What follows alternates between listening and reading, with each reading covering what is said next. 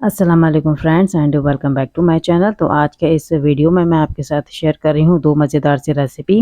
पहली रेसिपी है खरबूजे और केले की आइसक्रीम, और जो दूसरी रेसिपी है वो मैं दो स्टफिंग से तैयार कर रही हूँ, यानी कि एक मैं तैयार कर रही हूँ पनीर से और दूसरी चिकन से। तीन तरह की ब्रेड बनाना सिखाऊंगी। गार्लिक ब्रेड तीन तरीके से आप बना सकते हैं। तो चलिए स्टार्ट करते हैं रेसिपी। तो यहाँ पहली रेसिपी के लिए मैंने लिया है फ्रोज़न 1 कप के करीब खरबूजा और 2 केले ले लिए थे, जिसे मैंने फ्रीज कर लिया था ओवरनाइट। अगले दिन ब्लेंडिंग जार में डाल के उसके साथ मैंने डाला था कंडेंस मिल्क और मलाई। ये चीज़ें डालने के बाद मैंने इसे अच्छे से ब्लेंड कर लिया था ताकि स्मूथ पेस्ट बन जाए। फिर उस पेस्ट को डाल दिया था एक एयर टाइट कंटेनर में। ऊपर से डाल दिए थे मैंने वर्मिसेली कलरफुल जो आते हैं, जो केक के ऊपर हम अक्सर डालते हैं, और डाल दी थी काली किशमिश।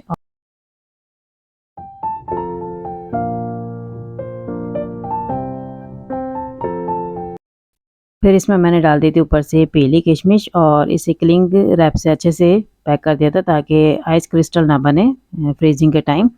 और अच्छे से कोई सी भी आप पॉलिथीन लेके उसको बस कवर करना होता है। आइसक्रीम को कवर करके अच्छे से लीड लगा लीजिएगा। याद रखिएगा एयर टाइट कंटेनर होना चाहिए आपका, जिसमें भी आप आइसक्रीम जमा रहे हैं। और इसे अलग रख दीजिएगा फ्रीजर में 7 से 8 घंटे के लिए, और देखिएगा उसके बाद ये रिज़ल्ट कितना अच्छा आया है, कितनी अच्छी लग रही है लुक वाइज। और एक मग में आप लीजिएगा तेज़ गर्म पानी, मतलब खौलता हुआ बॉइलिंग वाटर लेना है। उसमें डालना है अपना स्कूपर, और फिर स्कूपर की मदद से आप स्कूप निकालिएगा आइसक्रीम के, और थोड़ा सा इसको डेकोरेट कीजिएगा, गार्निश कीजिएगा अपनी मनपसंद चीज़ों के साथ। यहाँ पर मैंने चोको चिप डाल दिए थे, थोड़ी सी काली वाली किशमिश डाल दी थी, और डाल दी थी कलरफुल वर्मिसेली, जो कि हम अक्सर कपकेक के ऊपर डालते हैं। तो उसी से मैंने इसको डेकोरेट कर दिया था, मतलब एक गार्निश कर दिया था और सर्व किया था बच्चों को। काफ़ी पसंद आई, काफ़ी उनको डिफरेंट टेस्ट लगा, और होममेड भी है तो हेल्दी भी है।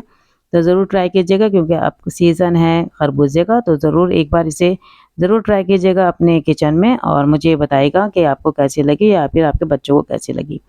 यहाँ पर फ्रेंड्स मैंने ऑनलाइन दो चादरें मंगाई थी, मतलब बेडशीट मंगाई थी। एक डबल बेड की थी और एक सिंगल बेड की। तो मैंने सोचा कि आपके साथ शेयर करूँ। दोनों मैंने मीशो से परचेज़ की थी। कॉटन है ये, और इसका जो प्रिंट है ग्रीन वाली का, ये है राजस्थानी प्रिंट, जो कि अक्सर आप देखते होंगे मेरे वीडियो में। मुझे काफ़ी पसंद है ये वाला प्रिंट, और प्योर कॉटन है ये। गर्मियों के हिसाब से बहुत ही अच्छी है ये। और जो दूसरा प्रोडक्ट है ये है 2 सेक्शन के 4 बॉक्स हैं ये, मतलब उसके 2 सेक्शन होते हैं। और ये रखने का काम आता है फ्रूट्स, वेजिटेबल्स, ड्राई फ्रूट्स या कोई सी भी एक्सेसरीज़ आप रख सकते हैं इसमें। ये 2 सेक्शन बने हुए हैं, और काफ़ी इसमें गैप है, मतलब काफ़ी बड़े साइज़ के बॉक्सेस हैं। और जो तीसरा प्रोडक्ट है ये बास्केट है, इसमें लिड भी है। तो ये 3 तरह की बड़ी बास्केट है, निकल नहीं रही थी तो मैंने सोचा कि ऐसे ही मैं आपको क्लिपिंग दिखा दूँ। और ये 3 इसके लिड इसके साथ है, काफ़ी मज़बूत मटेरियल है इसका, प्लास्टिक है। और चलिए अब दूसरी रेसिपी की तरफ चलते हैं। तो यहाँ पे मैंने ढाई कप के करीब लिया है मैदा। उसमें डाला है नमक, टेस्ट के हिसाब से डालिएगा। 1 टीस्पून नमक डाला था मैंने, और इसमें अब मैं डाल रही हूँ शुगर। 2 चम्मच चीनी डाल दी है। अब मैंने डाल दी है ड्राई यीस्ट, तकरीबन 1.5 टी स्पून, और डाल दिया मैंने 1/4 कप के करीब ऑयल। और अच्छा हाथों की मदद से इसको अच्छी तरह हम मिक्स कर लेंगे। फिर हम थोड़ा-थोड़ा सा दूध डाल के गुनगुना सा, और इसे हम गूँध लेंगे अच्छे से। तकरीबन 5 से 7 मिनट गूँधने के बाद इसे ढककर छोड़ देंगे तकरीबन 2 से 3 घंटे के लिए किसी गर्म जगह पर, ताकि अच्छे से राइज़ हो जाए। चलिए अब चलते हैं स्टफिंग की तरफ। तो यहाँ पे पहले स्टफिंग के लिए मैंने ऑयल ले लिया है 2 चम्मच। उसमें डाल दी हूँ सब्जियाँ, जैसे कि पत्ता गोभी, शिमला मिर्च और प्याज़। ग्रीन चिली भी डाल सकते हैं, इट्स अप टू यू। और इसे थोड़ा-सा सौटे कर लेंगे, मतलब थोड़ा-सा फ्राई कर लेंगे लो फ्लेम पर, लो टू मीडियम फ्लेम पर।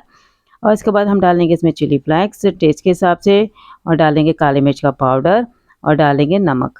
तो ये सब तीनों चीज़ आप अपने टेस्ट के हिसाब से डालिएगा। अगर आपको तीखा ज़्यादा पसंद है तो ज़्यादा डाल सकते हैं। अब इसमें हम डाल रहे हैं अनियन पाउडर ½ टी स्पून, और ½ टी हम डालेंगे गार्लिक पाउडर। तो ये दोनों पाउडर डाल के, अगर आप पेस्ट डालना चाहें तो वो भी डाल सकते हैं। फिर हम डालेंगे ऑरिगेनो ½ टी स्पून, और अच्छे से मिक्स कर लेंगे हाई फ्लेम पर। फिर डालेंगे रेड चिली सॉस, फिर डालेंगे इसमें मस्टर्ड सॉस, और मस्टर्ड सॉस के बाद डालेंगे सोया सॉस, ये भी ½ टी जाएंगी तीनों चीज़ें, और डालेंगे विनेगर। तो ये सब चीज़ें हमने डाली हैं ½ टी, और 2 सैशे डाल दिए हमने टोमेटो केचप के, यानी कि 1 टी के करीब टोमेटो केचप जाएगा। फिर अच्छे से मिक्स कर लीजिएगा।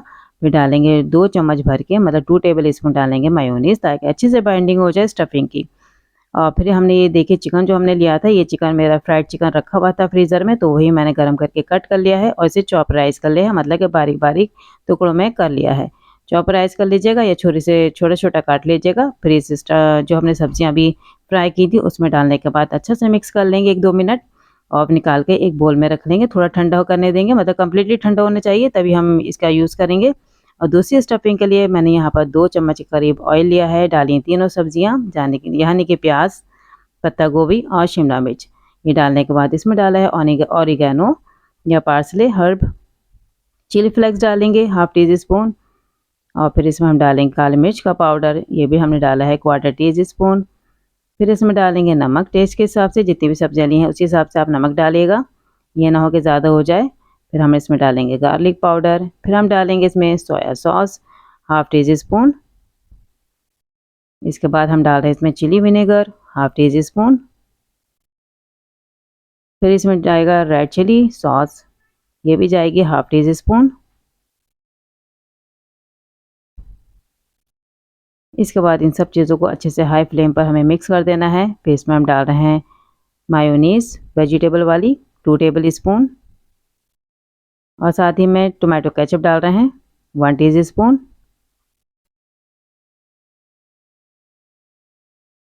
फिर हम इसमें डाल रहे हैं कटा हुआ पनीर, तकरीबन 1 कप के करीब कटा हुआ पनीर डाला है छोटे-छोटे टुकड़ों में। फिर अच्छे से सबको मिक्स कर लेंगे, क्योंकि हमने इसमें पनीर डाला है तो पनीर पानी छोड़ता है, तो उसको जस्ट करने के लिए, एब्ज़ॉर्ब करने के लिए हम डाल रहे हैं 1 टीस्पून के करीब कॉर्नफ्लोर, ताकि अच्छे से पानी खुश्क हो जाए और एक थिक सा स्टफिंग बनकर आए। मिलाने के बाद इसे निकालेंगे एक बोल में और कम्प्लीटली ठंडा कर लेंगे। तो यहाँ पर तैयार हो गई 2 तरह की स्टफिंग, एक बनाई है हमने पनीर से और दूसरी बनाई है चिकन से। चलिए अब चलते हैं आटे की तरफ, मतलब मैदे की तरफ। तो मैदा हमारा फूल गया है, राइज़ हो गया है। इसको एक बार फिर से हम गूँध लेंगे 1-2 मिनट के लिए, फिर इसके हम पेड़ा बनाएंगे। तो यहाँ पर मैं 3 तरह के तरीके बता रही हूँ इसकी स्टफिंग को हम किस तरह फिल कर सकते हैं। पहला तरीका तो यही है कि आप छोटी सी रोटी बेल लीजिए, जैसे पेड़ा बना के हम बनाते हैं रोटी, और उसके अंदर रखिए स्टफिंग। यहाँ पर मैं चिकन की स्टफिंग का यूज़ कर रही हूँ। तो 1-2 चम्मच के करीब स्टफिंग रखने के बाद इसको हाथों की मदद से इस तरह रोल अप करते हुए, मोड़ते हुए, जैसे कि आप वीडियो में देख रहे हैं सेम ऐसे ही बनाना है आपको, और रखते जाना है बेकिंग ट्रे में। तो यहाँ पर मैंने बेकिंग ट्रे में नीचे बिछा रखा है बटर पेपर, उसके ऊपर मैं रखती जा रही हूँ गैप के साथ, और इसे राइस करने छोड़ दूँगी तकरीबन ढककर 2 घंटे के लिए, ताकि अच्छे से फूल जाए।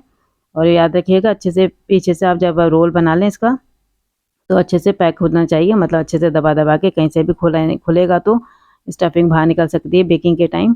और दूसरी तरीका यह है कि पूरे अच्छे से रोटी की लंबी लंबी फैला लीजिए, जिस तरह हम बेलन से बेलते हैं इसी तरह लंबा से हमने बेल लेना है। जो बाकी बची हुई चिकन की स्टफिंग थी वो मैंने इसमें फिल कर दी। और दूसरा तरीका मैं आपको शो कर रही हूँ, आप वीडियो में साफ देख सकते हैं या मैं किस तरह बना रही हूँ। तो ये बन गया हमारा दूसरे तरीके से ब्रेड। और अच्छे से देखिए सील करने के बाद उंगलियों की मदद से अच्छे से आपको दबाते हुए सील करना है, कहीं से भी फटा हुआ नहीं होना चाहिए। और ये बहुत केयरफुली आपको रख लेना है। यहाँ पे जो मैं मोल्ड यूज़ कर रही हूँ वो सिलिकॉन का है, ताकि इजीली बाहर निकल आए। और इसे पे मैं ढककर छोड़ दूँगी तकरीबन 2 घंटे के लिए किसी गर्म जगह पर, ताकि ये अच्छे से राइज़ हो जाए। जो तीसरा तरीका है वो भी सिंपल ही है, अच्छे से गोल रोटी बना लीजिएगा, मतलब एक बेल लीजिएगा अच्छे से, और फिर इसके आधे पार्ट में, मतलब आधे पार्ट में डाल लीजिए या फुल में आप रख सकते हैं। तो यहाँ पे मैं फुल में ही रख रही हूँ। जो पनीर की स्टफिंग है पूरे में फैला के, और इसको हम हाफ फोल्ड कर देंगे। ये देखिए जिस तरह मैं हाफ फोल्ड कर रही हूँ। और उससे पहले आप 3 चीज़ें डाल देगा, बहुत मज़ेदार बनता है। एक तो चिली फ्लेक्स डाल देगा, ऑरिगेनो डाल दीजिएगा अंदर। तो ये 2 चीज़ें आप अंदर डाल देंगे तो जब बेक होकर आएंगे तो बहुत अच्छी खुशबू आती है, टेस्ट भी बहुत अच्छा होता है। इसको भी हमने हाथों की मदद से थोड़ा सा रोल अप करते हुए सील कर लिया है किनारों से, और इसे रख दिया मैंने बेकिंग ट्रे में, ऊपर फॉइल पेपर रख दिया था इसके, और इसे ढक दिया था 2 घंटे के लिए। 2 घंटे बाद सब राइज़ हो गए थे दोबारा से, तो फिर मैंने इसमें बटर वॉश लगा दिया, सॉरी बटर वॉश कह रही हूँ, एग वॉश लगा लिया। और एग वॉश लगाने के बाद ऊपर से मैंने छिड़क दिया था ऑरिगेनो, चिली फ्लेक्स और सफ़ेद तेल। ये 3 चीज़ें मैंने तीनों में ही छिड़की थी एग वॉश लगाने के बाद, और इसे बेक करने छोड़ दिया था तकरीबन 200 डिग्री सेल्सियस पर 15 से 20 मिनट के लिए। ये देखिए मैं तीनों को ही सेम चीज़ अप्लाई कर रही हूँ, यानी कि एग वॉश कर रही हूँ। और जब वो बेक होकर आ गई थी तीनों चीज़ें, फिर मैंने उस पर लगाया था बटर, मेल्टेड बटर लगाने के बाद उसे गीले कपड़े से ढक दिया था, ताकि थोड़ी सॉफ्ट हो जाए। क्योंकि जब बेक होकर आती है कोई भी चीज़ तो उसकी जो सरफेस होती है बहुत हार्ड होती है, तो उसे सॉफ्ट बनाने के लिए हमें क्या करना होता है कि गीला कपड़ा लेना होता है, उसे ढकना होता है 15 से 20 मिनट के लिए, ताकि ऊपर की जो सरफेस है वो थोड़ी सॉफ्ट हो जाए। फिर ये आप सर्व कीजिएगा कट करके, वरना आप ऐसे हार्ड कर लेंगे तो चबाने में या फिर खाने में प्रॉब्लम हो सकती है। तो पहले उसे कूल डाउन होने दीजिएगा, फिर ही सर्व कीजिएगा।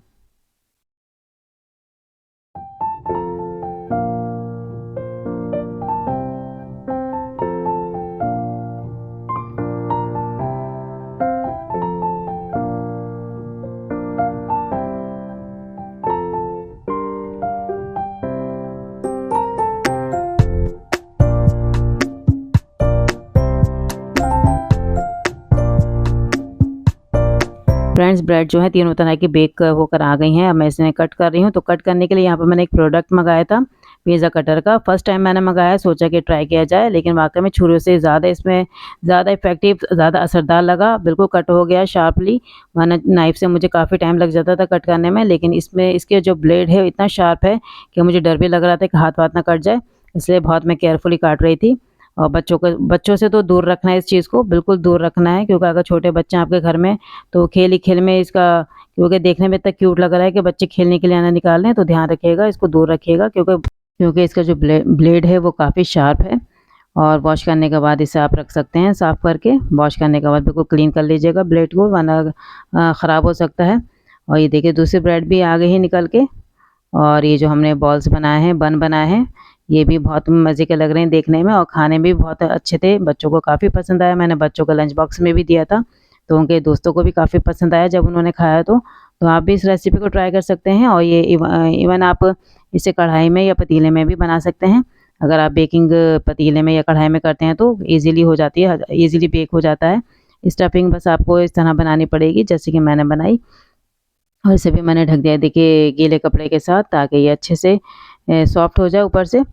और बस यहीं तक का था मेरा वीडियो। मैंने आपके साथ दो रेसिपी शेयर करी। आई होप आपको पसंद आया होगा। अगर आपको वीडियो ज़रा सा भी अच्छा लगे तो लाइक का बटन ज़रूर दबाएगा और चैनल को भी सब्सक्राइब कीजिएगा। मिलती हूँ आपसे नेक्स्ट टाइम नेक्स्ट व्लॉग में, अपनी बातों के साथ, टिप्स एंड ट्रिक्स के साथ, थोड़ी शॉपिंग के साथ, और बहुत सारी रेसिपी के साथ। तो अपना ख्याल रखिएगा, दुआओं में मुझे याद रखिएगा। अल्लाह हाफिज़ एंड सी यू सून।